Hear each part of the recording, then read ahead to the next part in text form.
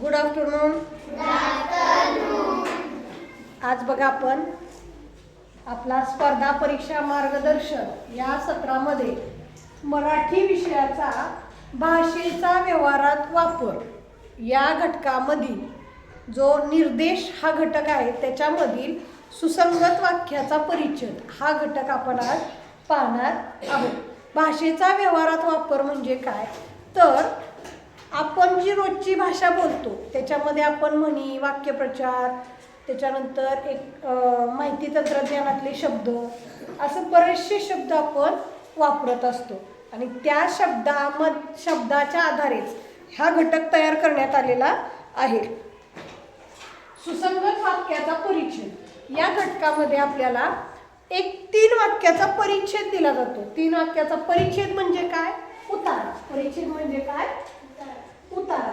हा 3 वाक्याचा उतारा दिलेला असतो आणि त्या उतार्यामध्ये रिकाम्या जागा दिलेल्या असतात. एका वाक्यामध्ये रिकामी जागा दिलेली असते आणि ती रिकामी जागा आपल्याला भरायची असते. आता ह्या दिलेल्या परिच्छेदामध्ये जे 3 प्रश्न असतात म्हणजे 3 वाक्य असतात, ती वाक्य एकमेकावरती अवलंबून असतात. म्हणजे पहिलं वाक्य वाचलंय आणि त्याचं उत्तर लिहून टाकलंय असं करायचं नाही. तर ती 3 वाक्य आहेत का नाही, ती एकमेकावरती अवलंबून असतात. म्हणजे पहिल्या प्रश्नाचं उत्तरावरती दुसऱ्या प्रश्नाचं उत्तर अवलंबून असतं आणि दुसऱ्या प्रश्नाच्या उत्तरावरती तिसऱ्याचं, किंवा पहिल्या 2 वाक्याचा संबंध तिसऱ्या वाक्याशी असतो. म्हणून 3 वाक्य वाचल्याशिवाय या सुसंगत वाक्याचा परिच्छेद हे 3 प्रश्न सोडवायचे नाही. 3 प्रश्न वाचायचे आणि त्याचे उत्तर ठरवून मग सोडवायचं. जर तुम्ही घाईघाईत 3 प्रश्न लिहिले तर 3 चुकण्याची शक्यता असते. पाणी 3 प्रश्न चुकण्याची शक्यता असते. म्हणून अजिबात सुद्धा घाई न करता जिथं सुसंगत वाक्याचा परिच्छेद असं प्रश्न येईल तिथं 3 प्रश्न, ज्याला गरज नाही त्यांनी पिऊ नका. 3 प्रश्न वाचायचे आणि मगच उत्तरं द्यायची. समजलं? तर काय होईल, आले तर 3 बरोबर येतील, नाहीतर 3 प्रश्न चुकतील. म्हणजे एक प्रश्न 2 मार्काला, बेकबे बेदोनचार व्यतिरिक्त 6 मार्क तुमचे जाणार. म्हणून सुसंगत वाक्याचा परिच्छेद काळजीपूर्वक तुम्ही काय करायचा, सोडवायचा आहे. आता ह्याच्यावरती कसा परिच्छेद येतो ते आपण पाहूया. पान नंबर 32 काढले बघा. आता प्रश्न क्रमांक 1 ते 18 साठी म्हणजे पूर्ण 6च्या 6 परिच्छेदांसाठी आपल्याला सूचना दिली. खालील सुसंगत वाक्याचा परिच्छेद वाचून प्रश्नाचे उत्तर सांगा. आता बघा, परिच्छेद किती प्रश्नांचा असतो, किती प्रश्नांचा, 3 प्रश्न. एका परिच्छेदामध्ये किती प्रश्न असतात, 3 प्रश्न असतात. आणि पहिला परिच्छेद बघूया, परिच्छेद क्रमांक 1. पहिला बघा, टिंबटिंब यांनी श्यामची आई हे पुस्तक लिहिले. तुम्हाला माहित असेल श्यामची आई हे पुस्तक कुणी लिहिलं, तर इथं तुम्ही उत्तर सांगू शकता. पुढे बघा, त्यांच्या बालपणी त्यांना टिंबटिंब या नावाने बोलवले जात होते. हे माहितीये तुला का उत्तराची टिक करून सांगतोय, माहितीये मग? तर तिसरा प्रश्न बघा, त्यांचे पूर्ण नाव टिंबटिंब असे होते. श्याम पांडुरंग साने नाही, म्हणून हे उत्तर चुकू शकतात. आता बघा, हा परिच्छेद आहे का नाही, ह्या परिच्छेद आहे ते साने गुरुजी यांच्या बाबतीतला आहे.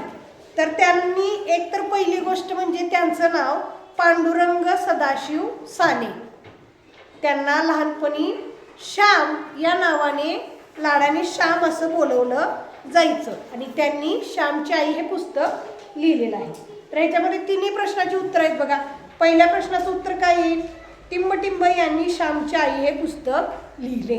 कुणी लिहिलं, साने गुरुजी. पर्याय नंबर 2, त्यांच्या बालपणी त्यांना टिंबटिंब या नावाने बोलवले जात. आता श्यामची आई ह्या नावातच त्यांना लहानपणी काय म्हणलं जात असेल, कळते की नाही? तर काय म्हणत होतं? श्याम. आणि त्यांचे पूर्ण नाव, आता इथं मात्र तुम्हाला साने गुरुजींचं पूर्ण नाव पाठच असायला पाहिजे. सामान्य ज्ञानावर आधारित घटकामध्ये आहे का नाही? साने गुरुजींचं पूर्ण नाव काय आहे? पांडुरंग सदाशिव साने. आता इथं 2 पर्याय तेच आहेत बघा. दुसरा पर्याय पण पांडुरंग सदाशिव साने आहे आणि चौथा पर्याय सुद्धा पांडुरंग सदाशिव साने. कदाचित प्रिंटिंग मिस्टेक असेल, तर पर्याय नंबर 2 किंवा 4 हे त्याचं उत्तर असू शकतं, म्हणजे आहे. तर हा अशा पद्धतीने तिन्ही प्रश्न एकमेकावर अवलंबून असतात. परिच्छेद क्रमांक 2 बघूया. चौथा प्रश्न बघा. टिंबटिंब हा शेतकऱ्याचा मित्र आहे. बघा, सर्प, गांडूळ, निसर्ग. आपण तिन्ही प्रश्न वाचून मग उत्तर द्यायचे. हा, दुसरा प्रश्न बघा. शेतातील टिंबटिंब नष्ट करण्यासाठी तो शेतकऱ्याला मदत करतो. तण, उंदीर, पीक, गवत. 6वा प्रश्न. त्याच्या आठवणीचा दिवस म्हणून आपण टिंबटिंब सण साजरा करतो. आता शेतकऱ्याचा मित्र जर गांडूळ, मनुष्य लिहिलं तर त्यांच्या आठवणीमध्ये आपण सण साजरा करतो का? नाही. तर पूर्वीपासूनच म्हणत आलेत बघा, साप हा शेतकऱ्याचा मित्र आहे आणि सर्प म्हणजेच काय? साप. बरोबर की नाही? म्हणजे पहिल्याचं उत्तर काय येतंय? साप. पर्याय नंबर 1 सर्प. 5वा बघा.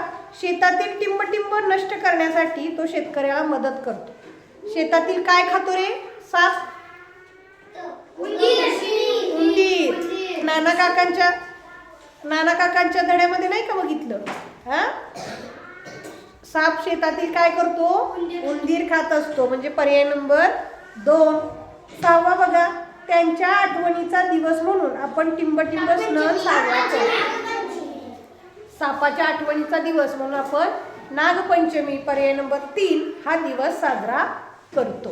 कळाले? तिन्ही प्रश्न एकमेकावर आहेत की नाही अवलंबून. परिच्छेद क्रमांक 3 बघा. रस्त्यावरील चौकात टिंबटिंब दिवा लागताच सर्व वाहने थांबली. ट्रॅफिक दादा या कवितेवरती हा परिच्छेद आहे. आता दिवा लागताच वाहनं थांबली म्हणजे तो कोणत्या रंगाचा दिवा असणार आहे? लाल रंगाचा दिवा असतो. पर्याय नंबर 1. चौकात मध्यभागी पांढरा शर्ट घालून टिंबटिंब उभा होता. आता इथं पोलीस सुद्धा आहे बघा. हा, रस्त्याच्या मध्यभागी जो माणूस उभा असतो त्याला काय म्हणायचं? ट्रॅफिक दादा. पर्याय नंबर 3. 9वा बघा. तो रस्त्यावरील टिंबटिंबवर नियंत्रण ठेवत होता. लोकांवर, माणसांवर, गाड्यांवर, वाहतुकीवर. रस्त्यावर काय होते? वाहतूक. मग तो कशावर नियंत्रण ठेवतो? वाहतुकीवर. पर्याय नंबर 4. परिच्छेद क्रमांक 4 बघूया आपण. 10वा. डेबूजीचा जन्म टिंबटिंब या गावी झाला. आपल्याला धडाचा आहे का नाही? डेबूजी कोणाचं नाव आहे? संत गाडगे महाराजांचं. म्हणजे डेबूजीचा जन्म कोणत्या गावी झाला? शेंडगाव. 11. हाती झाडू व डोक्यावर गाडगे यांच्या त्या अवतारामुळे लोक त्यांना टिंबटिंब म्हणत. गाडगे महाराज. आता हे तुम्हाला धड्यामध्ये झालंय म्हणून तुम्ही उत्तर देऊ शकता, अन्यथा तिन्ही प्रश्न वाचायचे आणि मगच उत्तर द्यायचं. 12वा बघा. त्यांनी लोकांना टिंबटिंबची शिकवण दिली. बरोबर. गाडगे महाराजांचं पहिलं काम कोणतं होतं? आलं की पहिलं गाव साफसूफ करायचं आहे की नाही? त्याच्यामुळे त्यांनी लोकांना कोणती शिकवण दिली? स्वच्छतेची. पर्याय नंबर 4. परिच्छेद क्रमांक 5 बघा. 13वा प्रश्न. संध्याकाळच्या कलत्या उन्हात मुले टिंबटिंब बाहेर पडली. आता हे कुठल्या धड्यातलं आहे? इकडूनच पान आहे काय हर? तर संध्याकाळच्या कलत्या उन्हात मुले टिंबटिंब बाहेर पडली. फिरायला, अभ्यासाला, खेळायला, बसायला. तर मुलं कशाला बाहेर पडली? खेळायला. 10-12 जणांचा टिंबटिंब लगोरी खेळण्यासाठी जमला. घोळका. पर्याय नंबर 2. 15 बघा. रमा आणि शेखरने आपापले टिंबटिंब वाटून घेतले.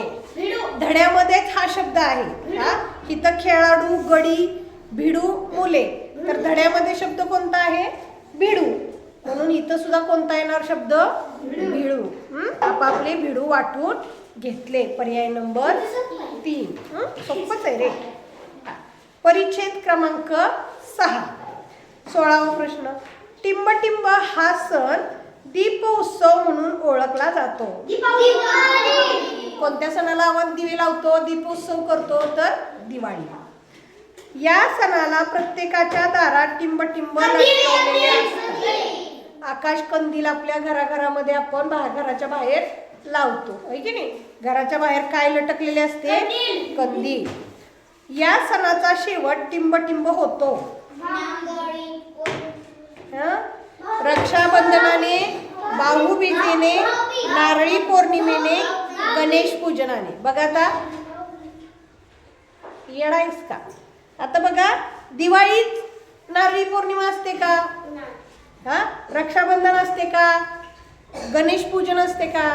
दिवाळीमध्ये 4 सण असतात. कोणकोणते? वसुबारस, धनत्रयोदशी, त्याच्यानंतर दिवाळीचा पाडवा, भाऊबीज, आहे की नाही? लक्ष्मीपूजन. पाडव्यानंतर लक्ष्मीपूजन होतं, आहे की नाही? म्हणजे शेवटचा जो सण असतो दिवाळीच्या दिवसामधला तो काय असतो? भाऊबीज असतो. पाडव्यानंतर लक्ष्मीपूजन होतं आणि लक्ष्मीपूजनानंतर भाऊबीज असते, आहे की नाही? म्हणजे शेवटचा जो दिवस असतो तो कोणता असतो? भाऊबीजेचा असतो. म्हणजे ह्यातलं एखादं तरी चुकवायचं नाही. 6च्या 6 मार्क आपल्याला मिळाली पाहिजेत. एवढं सोपं ते परिच्छेद आहे. सुसंगत वाक्याचं परिच्छेद. फक्त तिन्ही जे प्रश्न आहेत ते एकमेकावर अवलंबून आहेत. त्याच्यामुळे विचार करून ह्या प्रश्नाचं उत्तर लिहायचं. थांब ना. या प्रश्नाचं उत्तर लिहिताना क्रियापदाचा म्हणजे होता, होती, जर स्त्रीलिंगी असेल तर स्त्रीलिंगीच उत्तर लिहायचं, पुल्लिंगी असेल तर पुल्लिंगीच उत्तर लिहायचं. एवढे सोपे हे परिच्छेद आहेत. समजलं का? बस खाली. समजलं का? बस खाली. समजलं सर्वांना? काय अडचण आहे का? तर ह्या सुद्धा परिच्छेदाचा तुम्ही जास्तीत जास्त सराव करायचा आहे. उद्या येताना हे लिहून आणा. बस खाली. तुम्ही लय लाडात येता.